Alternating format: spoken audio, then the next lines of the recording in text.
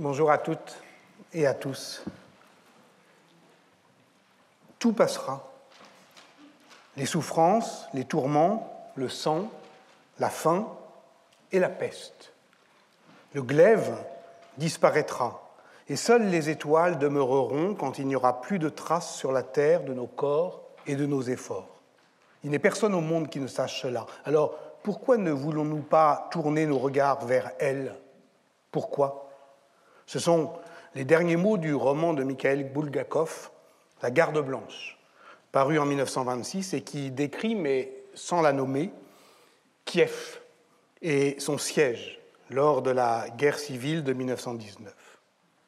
On relit cela en ces jours fiévreux, comme l'on redécouvre peut-être la traduction française d'un livre inédit de la grande romancière russe Lyudmila Ulitskaya, « Ce n'était que la peste », écrit en 1988, 2 ans après la catastrophe de Tchernobyl. Il s'agit du scénario d'un film qui n'a jamais été tourné, mais que, d'une certaine manière, on a peut-être quand même vu. Il relate l'épisode réel d'une épidémie de peste à Moscou en 1939. On sait aujourd'hui qu'elle fut provoquée par un accident de laboratoire à Saratov, le microbiologiste Abraham Berlin s'étant inoculé par erreur l'agent pathogène à la suite d'expérimentations animales et ayant brisé la quarantaine en revenant précipitamment à Moscou parce que, croyait-il, il était convoqué par un hiérarque du parti. Il panique, il se précipite et c'est lui qui devient l'agent contaminateur. Le livre décrit donc la contagion de la peur. L'épidémie n'est en réalité qu'une réplique de la grande terreur stalinienne. Très vite, le NKVD donne le meilleur de lui-même, dès lors qu'il s'agit d'arrestations, de séquestrations, de quarantaines et de mensonges sur l'origine du mal. Le pouvoir autoritaire, assurément, est imbattable. La contagion est très vite contenue et tout s'achève par un grand chant patriotique. Heureusement, ce n'était que la peste. Biologiste de formation, Lyudmila Ulitskaya a pensé opportun, dans le contexte de l'épidémie de Covid, en tout cas du début, en 2020, de rééditer cette fable sur le pouvoir et plus précisément sur la panique politique qu'il peut provoquer. Je la cite, « Il y a là quelque chose de très subtil, la peste au temps de la peste. Entendez, Yersinia pestis, au temps de la peste émotionnelle, ainsi que l'a décrit le psychanalyste Wilhelm Reich dès 1933, c'est-à-dire cet enchevêtrement de peurs archaïques, de rancœurs collectives et d'histoires mythifiées qui alimentaient alors le brasier du crime nazi. Dans sa variante soviétique, ce qui fait paniquer les femmes et les hommes, c'est l'incapacité d'interpréter correctement les signes. Et cela, Yegor Gran l'a magnifiquement montré dans un roman aussi terrifiant qu'il est hilarant, Les services compétents. Et les personnages de Lyudmila Ulitskaya se laissent, quant à eux, contaminés par la peur, car lorsqu'ils se font arrêter, ils ne savent jamais pourquoi et quelle peste ils doivent craindre le plus. Nous en sommes là.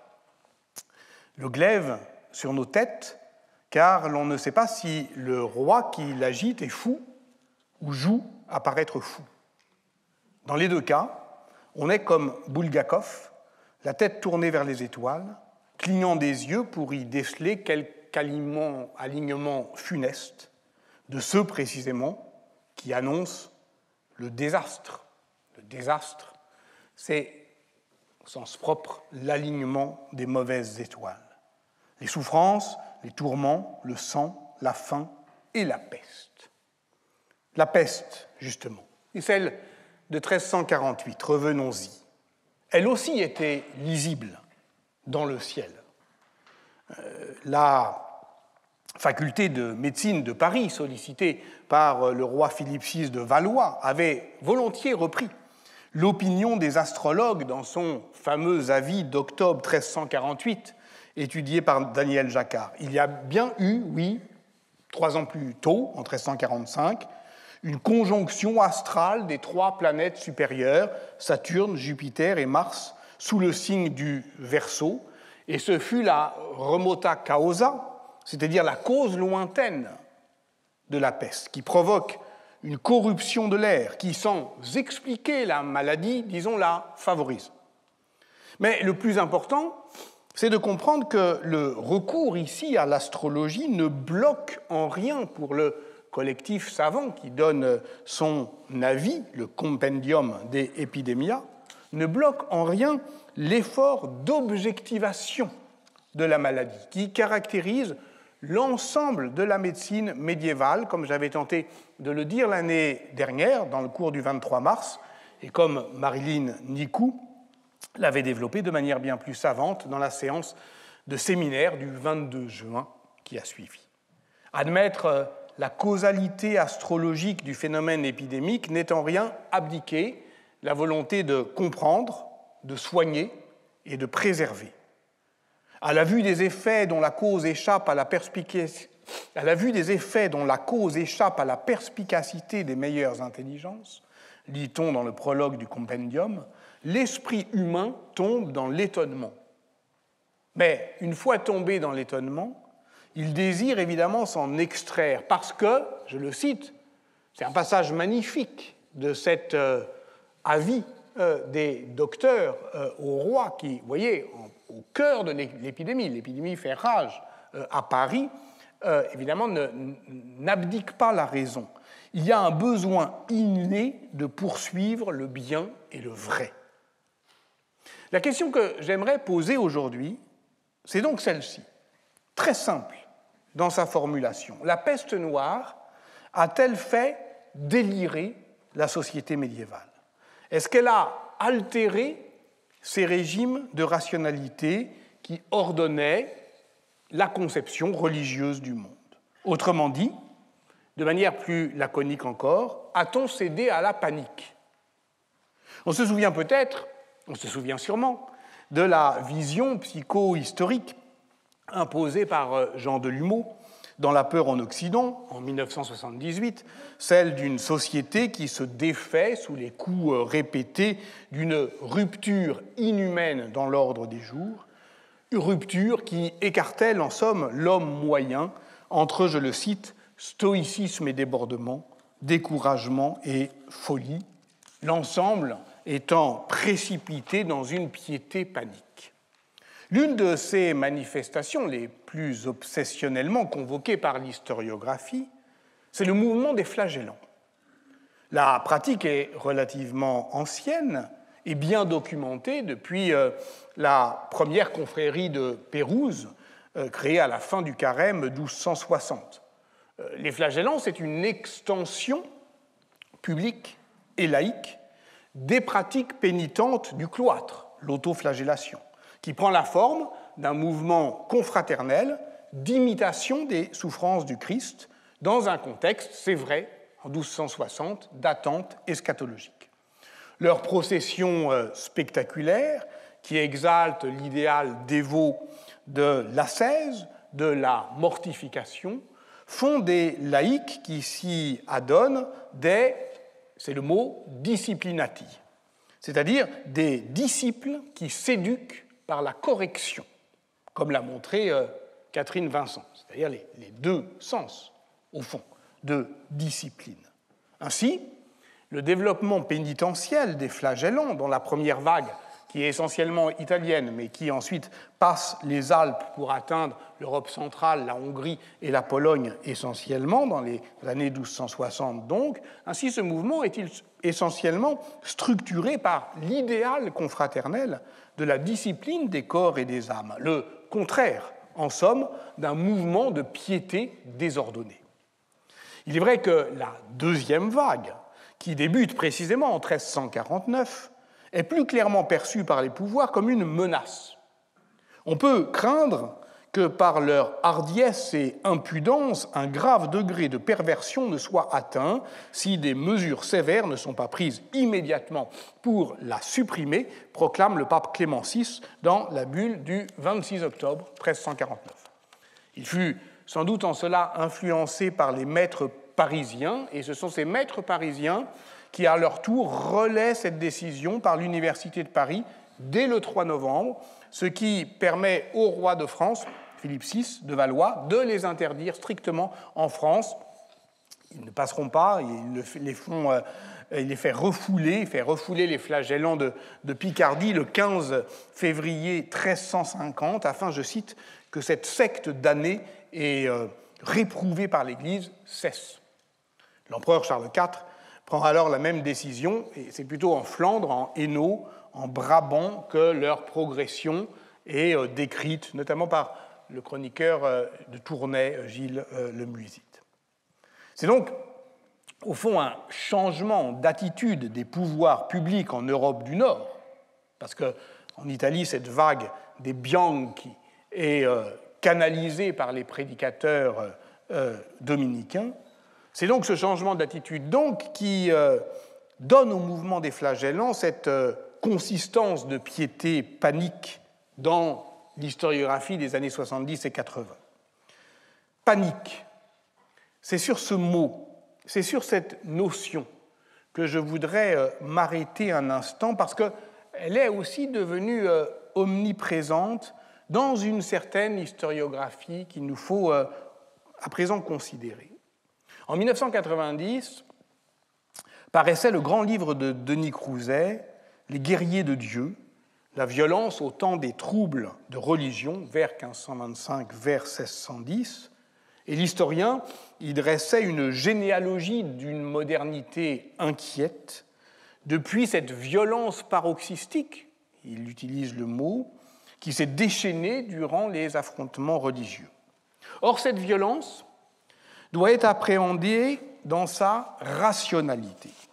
Je cite, « La rationalité de la violence est de ne pas avoir notre rationalité, ou plutôt d'être pure raison, avec un R majuscule, d'être Dieu. » Denis Crouzet décrypte donc la violence des Huguenots et des catholiques comme un langage signifiant, dont la grammaire est fondée sur un système de pratique et de représentation qui constituait, et là je cite Christian Ingrao, qui commente cela dans Le Soleil noir du paroxysme, paru en 2021, une réponse collective désangoissante à l'expérience paroxystique de la mort de masse éprouvée à partir de 1348.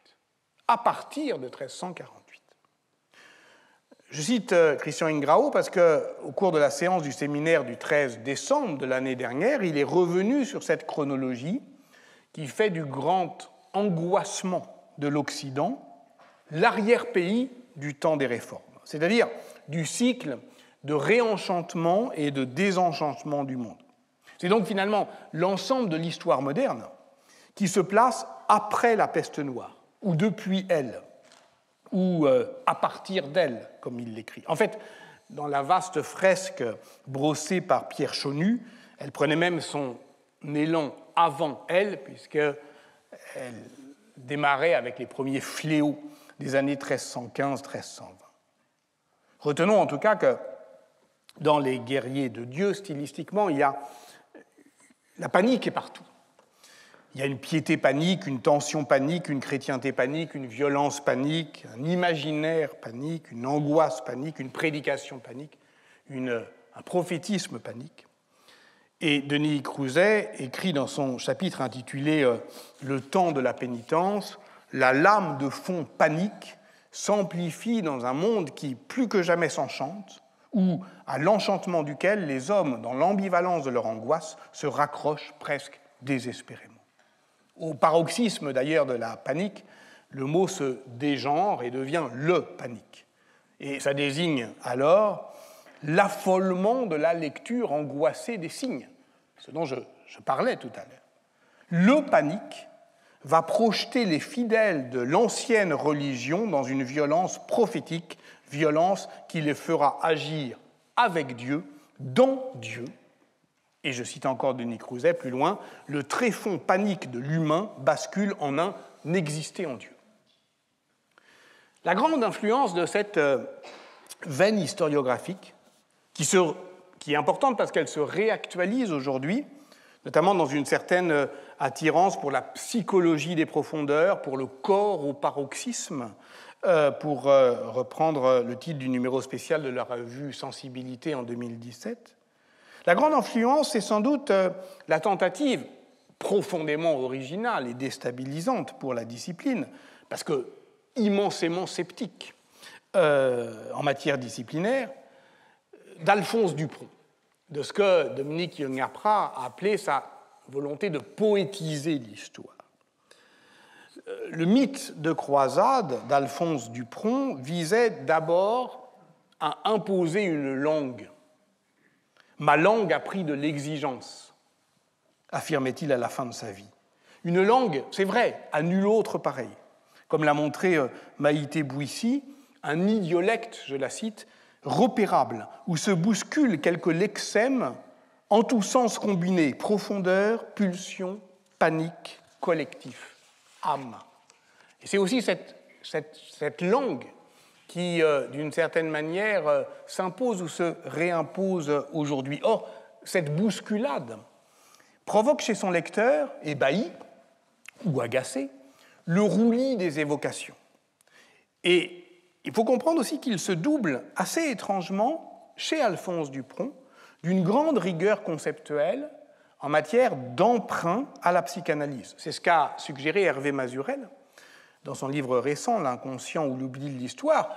Lorsque Jean Delumeau évoque dans La peur en Occident, je cite, un climat d'anxiété, une névrose, une société peuplée de fantasmes morbides, il puise, mais l'air de ne pas y toucher, dans un arsenal assez éclectique de références psychiatriques ou psychanalytiques. Mais on serait bien en peine de savoir s'il statue, oui ou non, sur l'existence d'un inconscient collectif. Ce n'est pas le cas d'Alphonse Dupron, qui est l'un des très rares historiens à se revendiquer explicitement d'une psychanalyse jungienne, c'est-à-dire d'une psychanalyse pour qui l'inconscient collectif est bien l'assiette totalisante de l'expérience humaine.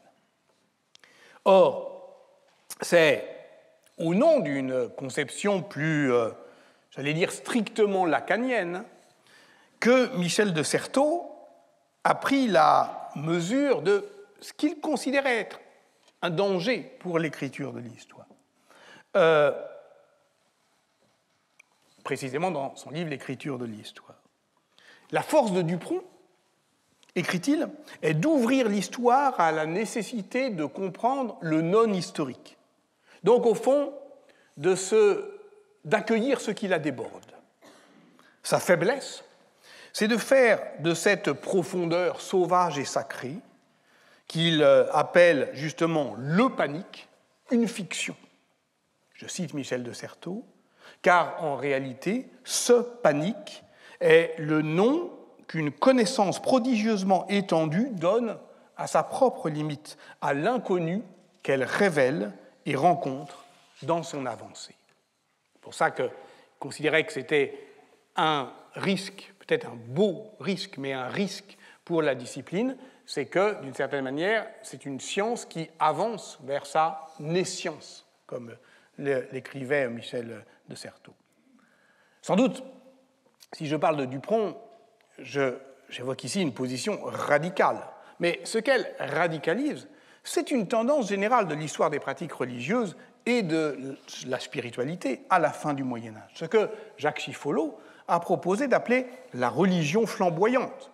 Mais s'il l'appelait la religion flamboyante, c'était pour faire front à une conception qui avait été longtemps dominante dans l'historiographie, imprégnant notamment la conception du temps des réformes, du long temps des réformes de Pierre Chaunu, et qui envisage donc la religion du XIVe et XVe siècle depuis l'accusation d'indignité et de décadence portée par Luther.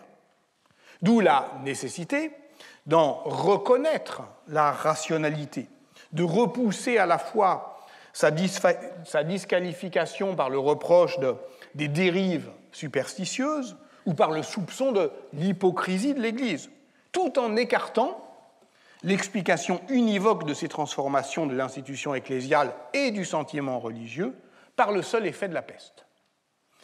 C'est tout l'effort du grand livre de Jacques Chiffolo, La comptabilité de l'au-delà, les hommes, la mort et la religion dans la région d'Avignon à la fin du Moyen-Âge, qui rendait compte, en 1980, à partir d'une analyse sérielle des pratiques testamentaires, de la mathématisation du salut qu'exprime la demande d'accumulation des messes pour les morts et la diversification des pratiques funéraires jouant du polycentrisme pour multiplier les suffrages. Alors, la description que fait Jacques Chiffolo d'une société qui justement se défait peu à peu de ses solidarités et de ses interdits sous l'effet terrorisant de la peste, si on la lit aujourd'hui, c'est 1980 quand même, hein, c'est 2 ans après la peur en Occident. Donc elle est encore très dépendante de la croyance historiographique qui avait alors cours sur l'anomie des sociétés de peste. Mais tout son effort, justement, consiste à désynchroniser les chronologies de l'épidémie et des mutations des pratiques testamentaires, puisque ces dernières sont d'abord pour lui provoquées par le déracinement, qui est une conséquence du processus d'urbanisation, et là on voit l'influence sans doute de l'anthropologie politique des sociétés africaines. Cette urbanisation qui, dès les années 1320, en tout cas avant la peste, éloigne les hommes de la certitude qu'ils peuvent avoir de se faire enterrer non loin de leur père. Et c'est cette perte des ancêtres qui provoquerait un deuil impossible. Sans doute, à relire les belles pages de Jacques Chiffolo, pourrait-on lui reprocher de prendre au mot les descriptions littéraires de la panique funéraire. Je cite, « Quand il ne fuit pas, les survivants ne sont même pas assez nombreux pour organiser des funérailles décentes », écrit-il. On sait aujourd'hui, 40 ans après, avec justement les progrès de l'archéologie funéraire, on sait aujourd'hui que ce n'est pas vrai, que l'archéologie funéraire, précisément, documente très peu de sépultures de catastrophes, qu'au contraire, elle démontre le maintien des gestes et des rituels. Et on reconnaît plutôt dans ces descriptions littéraires la marque d'une intertextualité thucydéenne qui valide et, en somme, la portée du témoignage, y compris chez Boccace. Autrement dit, il faut, pour dire qu'on a bien vu ce qu'on a vu, la peste, il faut dire qu'on a vu ce qu'on n'a pas vu. C'est-à-dire des parents abandonner leurs enfants malades et des enfants négligés d'enterrer leurs parents. Précisément parce que pestis est le nom de ce qui dépasse l'imagination et déborde la capacité à la dire. Mais cette explication qui fut la mienne, je m'en avise à présent, est insuffisante. Sans doute, la constance obsessionnelle de ce thème doit-elle transposer un autre ordre de réalité.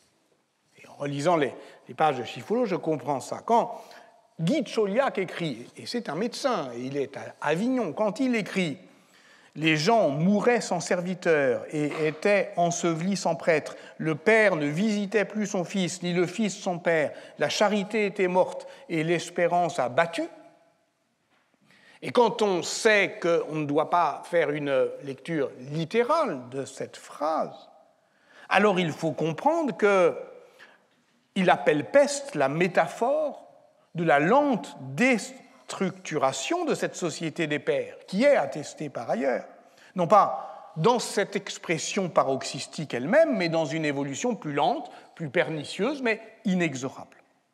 Dans son chapitre de l'histoire de la France religieuse publié en 1988 et intitulé justement « La religion flamboyante », Jacques Chiffolo formulait à titre d'hypothèse, c'est seulement une hypothèse, insistait-il, que le narcissisme et la mélancolie des pompes funèbres flamboyantes sont le signe d'une protestation inconsciente des hommes de la fin du Moyen Âge devant l'impossibilité où ils se trouvent de rejoindre leur père, de leur ressembler, de s'identifier à eux.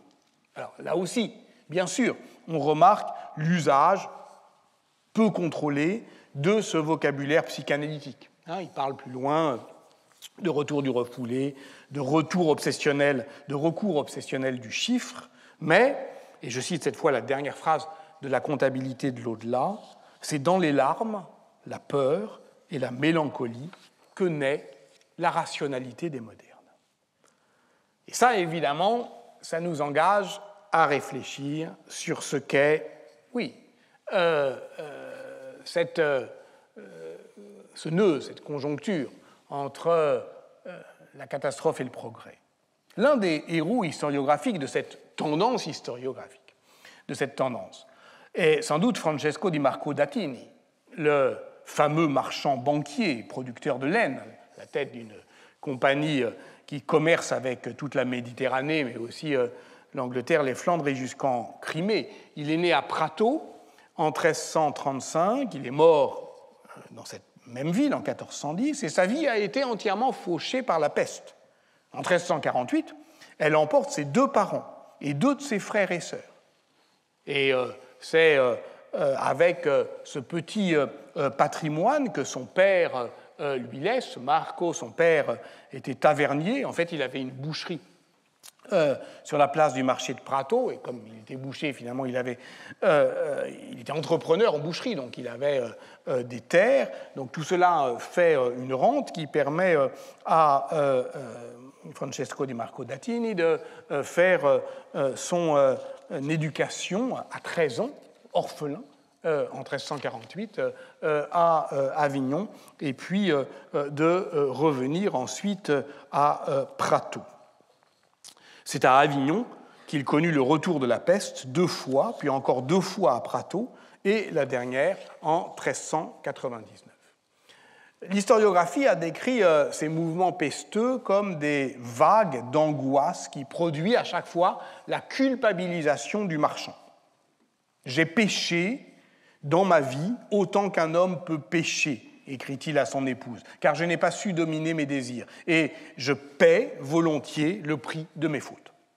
C'est en effet un très bon client pour la piété flamboyante, puisqu'il est riche et culpabilisé, et ce d'autant plus qu'il est à Prato un auditeur assidu des prédicateurs, et notamment Fra Giovanni Dominici, qui l'incite au mouvement pénitentiel. Et voici donc le marchand de Prato rejoindre pieds nus les bianchi, les pénitents blancs, les flagellants, partir en pèlerinage en 1399 et surtout, à la fin de sa vie, multiplier les offrandes, les dons, les legs, fondant notamment 2 institutions charitables, 2 hôpitaux à Prato. Or, ces mouvements charitables et pénitents sont effectivement rythmés par les retours pesteux. C'est là un thème bien connu dans l'historiographie que cet enrichissement subi de l'institution ecclésiale qui voit affluer les dons et les legs et avec eux la rancœur et le soupçon d'hypocrisie, que, là encore, les historiens désireux d'aller chercher bien en amont de l'indignation luthérienne les origines d'une critique de la décadence morale de l'Église utilisent d'abondance. La poésie allitérative anglaise de la seconde moitié du XIVe siècle, qui exprime volontiers une critique acerbe des tensions sociales, en porte un clair témoignage. Les ordres mendiants en font clairement les frais, relançant une querelle ancienne, qui est la querelle de la pauvreté du Christ. Mais, par exemple, les analyses lexicographiques menées par Aude Méret éclairent sans surprise la proximité dans tous ces corpus textuels de frères, hypocrisie et mensonge. Donc les frères sont toujours des faux frères. Mais au-delà de cette protestation anticléricale, assez ordinaire, qui vise la cupidité et la convoitise des ministres, la charge se fait plus inquiète et plus angoissée lorsqu'il s'agit de dénoncer le marchandage des sacrements, car il en va alors d'un dérèglement de l'économie du salut. Ainsi de ces faux frères qui s'inclinent avec déférence devant rétribution, dans le poème allégorique Piers Plowman, rédigé entre 1360 et 1387 par William Langland, à travers les visions de Pierre le laboureur, à travers les visions qu'il reçoit en songe, eh bien, la satire sociale documente une société d'après la peste qui est clairement en tension, et en particulier sur ce sujet-là.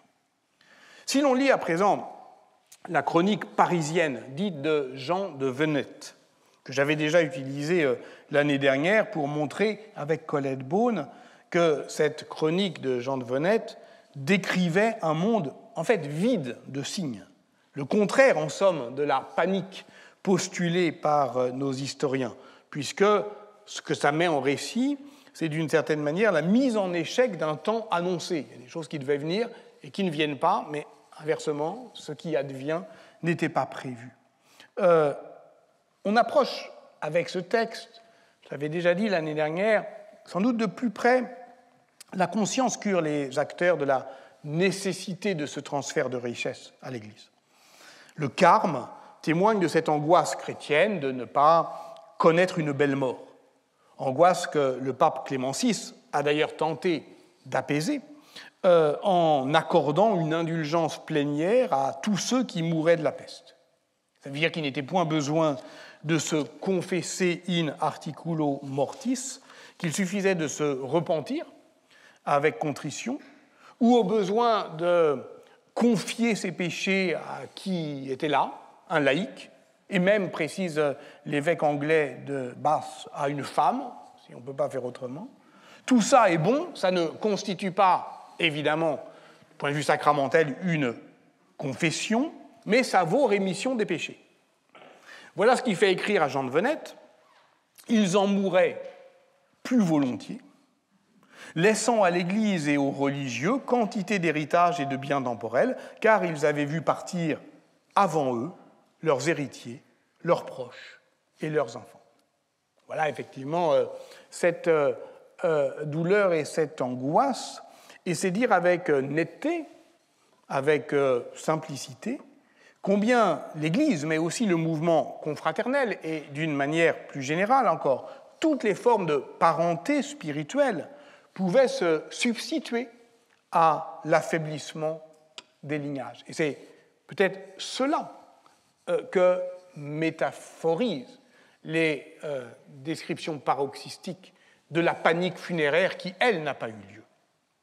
Mais revenons à notre marchand de Prato, Francesco di Marco d'Attini, pour tenter de saisir le passage de la peste dans la vie d'un homme grâce à une documentation exceptionnelle, sa correspondance. La correspondance d'Attini, c'est 152 000 lettres, dont 11 000 dites privées, et dans lesquelles on voit effectivement non seulement passer la peste, mais on le voit, lui, on voit tous ses efforts pour en rendre raison, pour essayer d'une certaine manière d'en faire récit. Il a connu, je le répète, 6 vagues de peste, dont la première l'a laissé orphelin à 13 ans. La peste, lui écrit son beau-frère en mai 1383, a surgi en divers endroits et s'étend dans cette direction. On voit comment on tente de lui échapper en anticipant ses mouvements. C'est comme, d'une certaine manière, et là, il faut comprendre ce que c'est qu'un réseau marchand, avec voilà, toutes ces informations qui circulent et ces lettres qui permettent de dire elle est passée par ici, elle est par là, attention, elle est à Florence, ne venez pas, si, venez quand même, avec toujours un temps de retard. À Florence, Niccolo brave les interdits de la Signoria et tente de fuir avec ses enfants, mais c'est trop tard. Mon fils Nanni a été frappé et un jour et demi plus tard, je l'enterrai. Et à Florence, les ravages excitent la compassion. Quelques mois plus tard, il insiste « Je t'implore de tout mon cœur, fuis avant que vous en soyez frappés, toi et les tiens. » Parfois, ce sont ces agents qui le préviennent. En 1393, la peste est en Roumanie, alors Francesco prévient sa femme qu'elle n'aura pas l'esclave domestique qu'elle attend. Les gens qui en viennent meurent sur le bateau et les survivants nous apportent le mal. En 1395, on l'informe que la peste est à Valence. Elle viendra aussi chez nous, répond-il. Certaines lettres évoquent la corruption de l'air, le danger qu'il y a à rester enfermé avec beaucoup de personnes dans une ambiance confinée. D'autres s'interrogent sur l'existence de remèdes. Ingrid Usai-Misiensi a bien montré dans la séance du séminaire du 13 décembre, tout ça vous pouvez le voir en ligne, qu'il convenait de saisir à partir de cette correspondance deux réalités qui ne sont qu'apparemment contradictoires. La première, c'est la douleur de perdre des proches, la peur de mourir, l'angoisse devant l'incertitude qui pèse. Les lettres en portent constamment témoignage, jouant sans cesse de l'écart temporel entre le moment de son écriture et celui de sa réception. Quand cette lettre te parviendra, peut-être je serai mort, ou alors elle t'annonce une bonne nouvelle, mais qui finalement est peut-être déjà derrière nous. Et ça, c'est quand même important. Il confie, par exemple, à Francesco Di Marco d'Atini, il confie à son ami Lapo Mazzei qu'il s'est réveillé un matin avec des bubons, qu'il croyait que c'était fini, qu'il a appelé un médecin et que, non, ce n'était pas encore fini. Il n'allait pas mourir. La deuxième réalité, c'est une forme d'accoutumance à la présence de la peste, ou plutôt à son passage. La peste est là, elle passe par là. On tente de la pister, de lui échapper, d'en anticiper le parcours. On utilise le réseau des correspondances marchands, mais on ne réussit pas toujours. C'est une variable de la vie, et en particulier de la vie des affaires. La peste est un risque, de la même manière que le naufrage d'un navire, la prise de sa cargaison ou la réduction en esclavage de son équipage, qui peuvent être intégrés comme des risques, d'ailleurs, du point de vue assurantiel, dans les contrats d'affrètement. Le terme, d'ailleurs, de risicum ou resicum, qui fait son apparition dans le latin juridique du milieu du XIIe siècle, de manière très précise, dans des documents génois et pisans entre 1156 et 1160. Ce terme désigne peut-être d'ailleurs au départ le naufrage. Resco étant le récif ou l'écueil sur lequel peut se briser la nef. Mais ce resicum est en fait un aléa de fortune, c'est-à-dire qu'il ne désigne pas nécessairement un danger, une situation périlleuse, periculum. C'est simplement un accident de fortune. Et fortuna est un terme ambivalent également. Ou pour reprendre toujours un vocabulaire attesté dans le droit maritime dès le XIe siècle, ce sont des choses qui arrivent par aventure, des événements fortuits. Et comme le remarque Sylvain Piron, dans une étude sur la notion de resicum en Méditerranée occidentale, aventure est construit sur le participe futur adventurus, ce qui doit arriver. Il défend d'ailleurs la possibilité d'un emprunt à la langue arabe, le risque, qui désigne en arabe classique la part de Dieu, la part de bien que Dieu attribue à chaque homme. On pourrait dire sa chance, d'une certaine manière. Un des principaux risques, d'ailleurs, identifiés pour la stabilité du commerce, c'est la variation du taux de change. Et au fond, dans les pratiques de la marchandise, dans les années 1330, il y a déjà une pensée du risque. Et on peut donc supposer que c'est cette pensée du risque qui a accoutumé la société médiévale avec toute la richesse sémantique de ce mot, au fait que l'épidémie fait aussi partie de ce qui peut arriver ou doit arriver. Bien entendu, cette mathématisation de l'aléa a encore ses limites. Ce n'est qu'au XVIIe siècle que la pensée assurantielle établit des risques de peste à partir des tables de mortalité. Mais à ce moment-là, comme l'a montré Guillaume Calafa dans une étude sur la rivalité commerciale entre les ports francs de Marseille, de Livourne et de Gênes dans les années 1670-1690, le contrôle de l'information consulaire sur les routes de l'épidémie et la santé publique est un des instruments de ce que David Hume appelait la jalousie du commerce, c'est-à-dire que le soupçon ou la rumeur d'une déclaration de peste d'un navire en quarantaine peut être instrumentalisé comme une arme dans la guerre commerciale, c'est-à-dire que la contagion des rumeurs s'articule ici à la rumeur des contagions. Contrôlant l'information sanitaire, les consuls des ports francs devaient alors réagir promptement pour faire taire le bruit épidémique, surtout lorsqu'il était propagé de manière malveillante, ce qui arrivait très souvent, par un concurrent indélicat. Donc évidemment, là encore, cette société du risque qui se construit, elle intègre aussi, elle anticipe la possibilité de fausses rumeurs instrumentalisées pour détourner certains concurrents des places commerciales. Retenons en tout cas cette impression générale. Les sociétés européennes d'après la peste noire, loin de se laisser sidérer par une piété panique, sont en mouvement. Procession de pénitents, pèlerinage, c'est en se rassemblant, c'est en marchant et en marchant ensemble qu'on croit pouvoir se protéger. Bien sûr que les statues votives, les reliques, les images, les objets de culte accompagnent rituellement ce mouvement. À Montpellier, on s'entoure ainsi d'une ceinture de cierges en 1384, un seul fil qui mesure et encercle ces remparts et, enrobé de cire, allume en même temps des chandelles propitiatoires. Cette mise en mouvement de la société d'après la peste, bien sûr qu'elle prend la forme également spectaculaire du pèlerinage.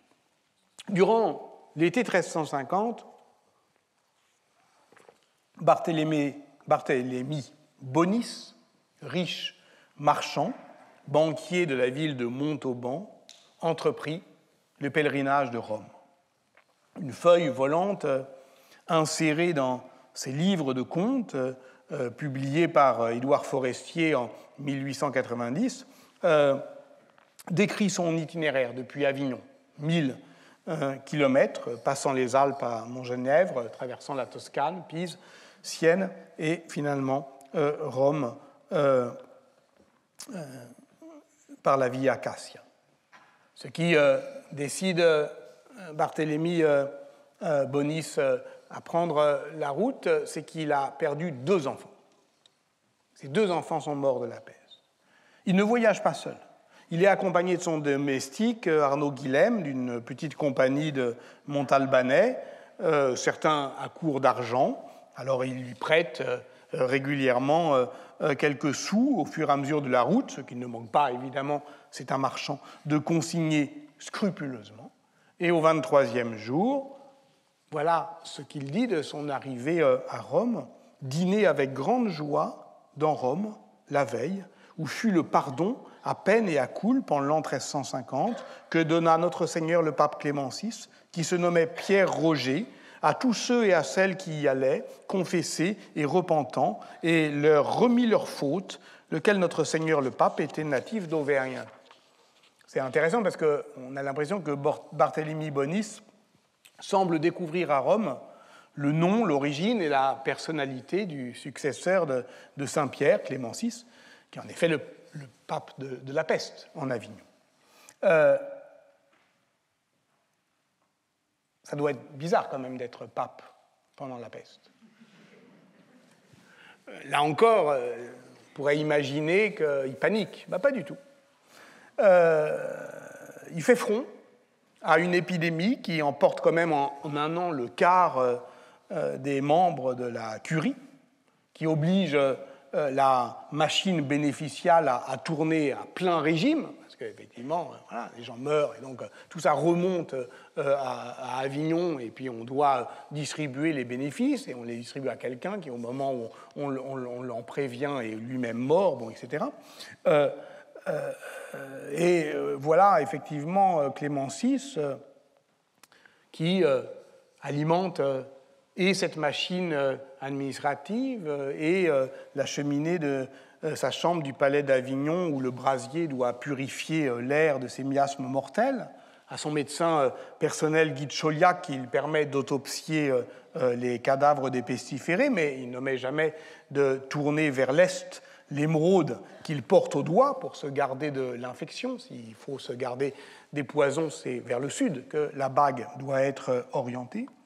Étienne Hanheim a décrit dans son livre paru en 2014 Clément VI au travail, et notamment au travail intellectuel de l'écriture de ses sermons, eh bien, cette pratique d'un idéal d'une souveraineté savante, sûre de ses capacités intellectuelles à dominer le monde et le temps du monde, même en temps de peste, par les armes du savoir. Et on n'y voit pas du tout dans ces sermons la culpabilité débordante ou la piété panique. C'est par un sermon adressé aux ambassadeurs romains le 17 janvier 1343 que Clément VI définit la théologie du jubilé, celle qui amène notre marchand de Montalban à Rome. Cette théorie du jubilé, elle est fondée sur cette théologie du jubilé, elle est fondée sur la théorie du trésor d'église. Le Thesaurus Ecclesiae, c'est un trésor qui est constitué de tous nos mérites accumulés et dans lequel l'Église peut puiser pour remettre nos péchés. Repris dans la bulle Unigenetus, qui est rédigée le même jour, 17 janvier 1343, c'est le seul texte de Clément VI à intégrer le corpus iuris canonici, le corpus du droit canon, parce que c'est le fondement du dispositif canonique de l'indulgence. Or, si cette bulle est rédigée le 27 janvier 1343, elle est donc rédigée à l'avance, parce qu'elle est destinée à être publiée le 18 août 1349, pour fixer les conditions du déroulement de la nouvelle année jubilaire. Alors, la première année jubilaire, on le sait, elle avait été édictée par Boniface VIII en 1300, et il était alors prévu que l'indulgence plénière soit accordée par le pape en vertu de sa plenitudo potestatis à tous ceux qui viendraient en pèlerinage à Rome. Mais le mot même de jubilé, qui est hérité de la pensée juive, jubilé, c'est défini par le Lévitique comme la fête de l'expiation, le mot même de jubilé n'apparaît pas en 1300, si bien qu'on peut affirmer que le premier jubilé, c'est le deuxième, ou que c'est sa reprise en 1350, une reprise 2 fois anticipée. Anticipée parce qu'on décide finalement qu'on n'attend pas 100 ans, mais on le décide en 1343, avant la peste. Et anticipée parce que tout ça est prévu d'une certaine manière par un rétro-planning. À partir de... On rédige la bulle en 1343, on la publie en août 1349, le temps que l'information circule, que le peuple chrétien se mette en marche, les gens seront à Rome, pas le pape qui lui est en Avignon, au début de l'année 1350. Mais entre-temps, il y a la peste. Et d'une certaine manière, ça ne change rien. Là encore, c'est un aléa, c'est nullement la cause principale du jubilé, contrairement à ce qu'on peut lire ici ou là. Évidemment que ça donne une autre signification, sans doute une ferveur particulière, et s'il est difficile d'évaluer le nombre de pèlerins, les nombres avancés dans la Nuova Chronica de Matteo Villani affirmant que Rome accueillait continuellement 1 million de visiteurs sont extravagants, les sources abondent en revanche sur l'organisation logistique de l'événement, qui, là encore, suscite une vie de relation qui n'est absolument pas documentée comme une sorte de désorganisation panique. Matteo Villani. tous les Romains étaient devenus hôteliers, donnant leur maison aux pèlerins à cheval, prenant un gros tournoi par cheval et par jour, ou parfois un et demi, ou même deux, suivant le moment, car le pèlerin devait tout acheter pour sa subsistance et celle du cheval, en plus du méchant lit. Nous savons bien aujourd'hui, ou nous devinons aisément, que ces grands rassemblements ont vraisemblablement relancé la contagion. Mais là encore, les récits du jubilé de 1350 n'ont rien pour justifier une interprétation en termes de piété panique. Et ce qui est très intéressant, c'est que l'organisation même de ce jubilé enjambe la peste. Et c'est la nécessité de faire ce qu'on avait prévu de faire. Certains sont morts de la peste, avant le jubilé, pendant le jubilé, après le jubilé. On mourait de la peste, parce qu'il y avait la peste. Mais dans le calendrier contrôlé du jubilé, ce n'est pas la peste qui fait événement, c'est la reprise d'un calendrier chrétien de l'économie du salut. Mais au fait, c'est quoi au juste mourir de la peste? Je voudrais terminer par là, toujours à hauteur de cette expérience humaine. Nous sommes en juillet 1361, dans la ville d'Apt. Une femme, veuve d'un marchand de draps, qui se nomme Alassasia Messelano, se sent brûlée de fièvre. En se palpant l'aine, elle découvre une bosse, bossum, une tumeur. Une de celles, dit-elle, qui annonce une mort presque certaine.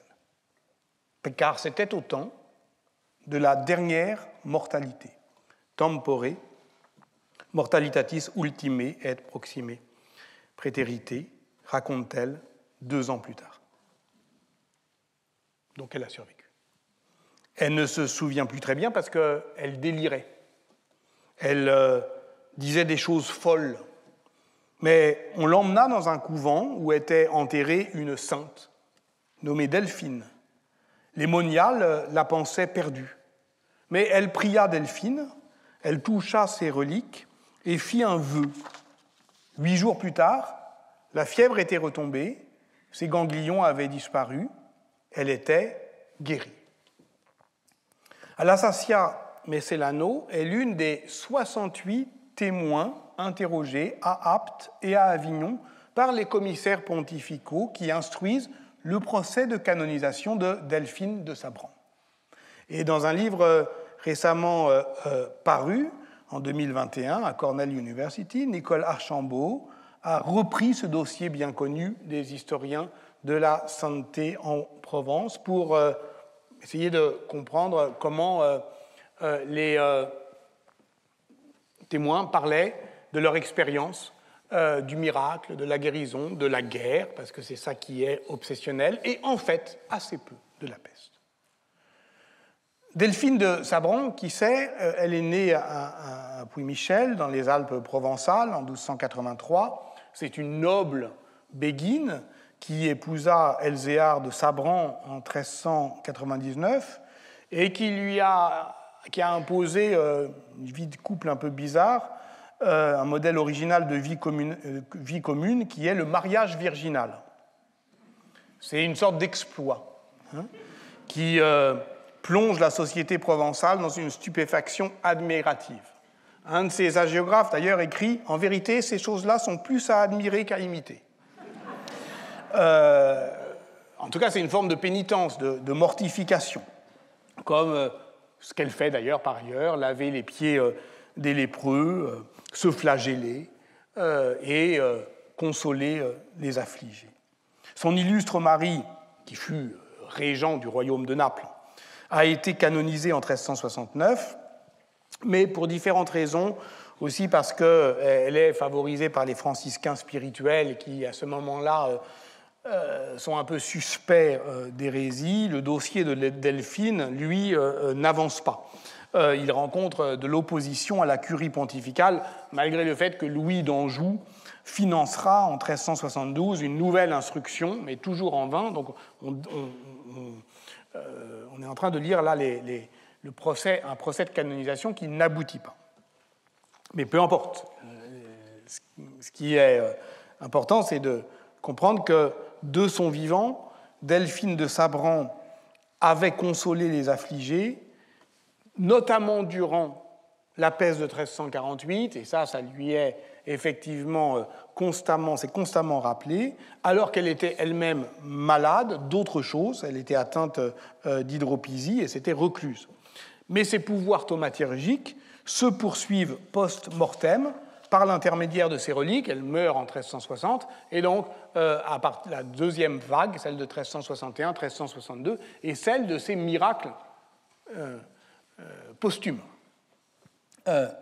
Par ses linges, par ses cheveux, par ses eaux d'ablution, par ses fioles de larmes, parce qu'elle pleurait, elle avait le don des larmes, elle pleurait beaucoup.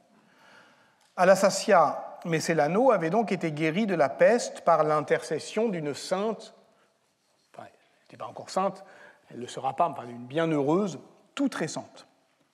Ce genre de guérison miraculeuse de la peste est en fait assez rare. On en trouve peu avant le XVIe et XVIIe siècle.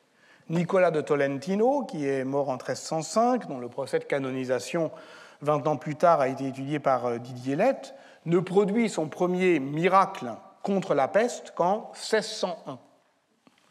Ce qu'il y a de remarquable dans le dossier de Delphine de Sabran, c'est que les témoins sont tous des survivantes et des survivants des pestes de 1348 et de 1361. Et ils en parlent volontiers, mais ils en parlent, encore une fois, comme une circonstance ou un contexte, jamais comme un événement. Lorsqu'ils tombent malades, aucun de ceux qui sont interrogés, de celles et ceux qui sont interrogés, y compris dans le contexte de cette enquête par l'Église, aucune et aucun ne mettent en relation la maladie avec leur statut de pécheresse ou de pécheur. Mais personne, d'ailleurs, parmi les commissaires, ne songe à leur poser la question. On comprend, puisqu'ils ont guéri, qu'ils ont été soutenus par des réseaux d'amitié et de solidarité, notamment pour les accompagner en ce couvent de Sainte-Croix d'Apt, où cette jeune sainte commence à faire des miracles. Mais l'espérance dans les pouvoirs thaumaturgiques de Delphine de Sabran, vivante ou morte, n'était pas exclusive. Il consulte également des médecins, comme Giraud de Simiana, un membre de la haute aristocratie provençale, mais aussi d'ailleurs notre Alassia Messelano, qui tente différents remèdes.